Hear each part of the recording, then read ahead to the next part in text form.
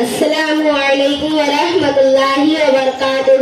محترم صدر جلسہ و حاضرین مجلس، میں آپ کے سامنے توحید کے بارے میں تقریر کرنا چاہتی ہوں، غور سے سنیے۔ انسان، جنات، زمین، آسمان، پانی، آگ، سمندر، پہاڑ، بلکہ 18,000 مخلوق کو پیدا کرنے والا ایک ہے، وہ اللہ ہے۔ اسی نے مجھے آپ کو پیدا کیا ہے، وہی سب کو کھلاتا پلاتا ہے، وہی بیماری دیتا ہے، وہی شفا دیتا ہے، اسی کے قبضے میں موت اور حیات ہے، نفع نقصان کا وہی مالک ہے، اچھی بری تقدیر اللہ ہی بناتا ہے، اور وہ اللہ اکیلا ہے، اس کا کوئی شریک نہیں ہے۔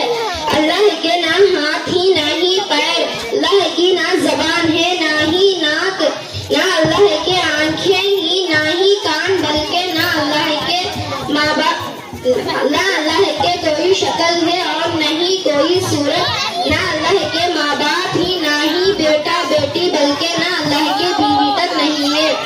18,000 مخلوق کو اللہ نے پیدا کیا ہے، ان 18,000 مخلوق کو روزی بھی وہی دیتا ہے، انسان، جنات، چرند پرند سب کو وہی کھلاتا پلاتا ہے، جنگل کے شیر کو تازہ گوشت بغیر دکان کے کھلاتا ہے، ہاتھی کو بھی بغیر کھیتی کے کھلاتا ہے۔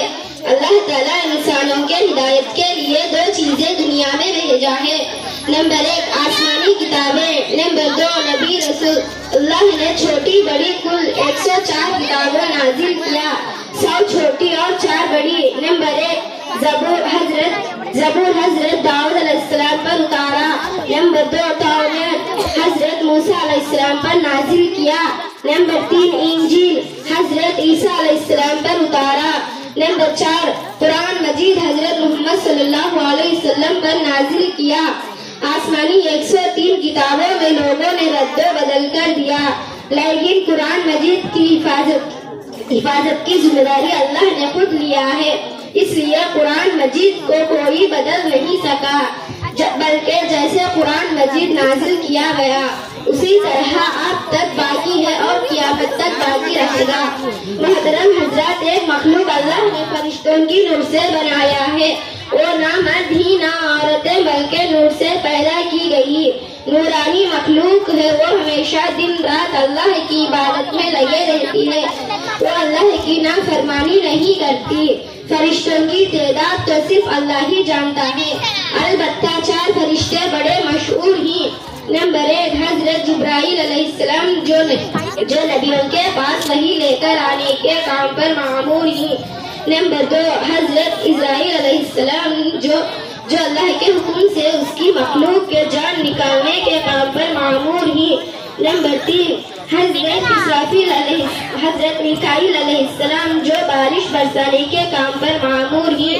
نمبر 4 حضرت اسرافیل علیہ السلام جو سر گھومنے کے کام پر مامور ہیں۔ ہم ان فرشتوں کے متعلق بھی وہی یقین رکھتے ہیں کہ ان کو اللہ نے پیدا کیا ہے اور ان کو مختلف کاموں پر لگا دیا ہے۔